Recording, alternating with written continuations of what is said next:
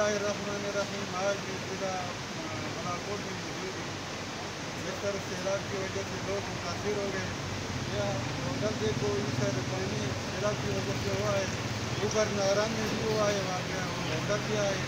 इस तरह हमारे कोस्टान सुबह और कोस्टान पटन में और सवाधर में और अपर कोस्टान में जितना वाक़ हुआ है, वो जाना पिशावर, उधर भी लोग मुतासिर हो गए। इसके बाद खाने पीने का सामान घर वगैरह कुछ भी नहीं।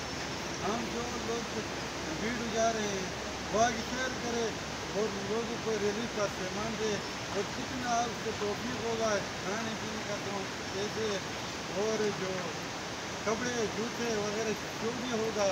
अब ये देखो हालात इसका कितनी हालत में ये होगा कि पानी गिरा हुआ है सैलाब की वजह से।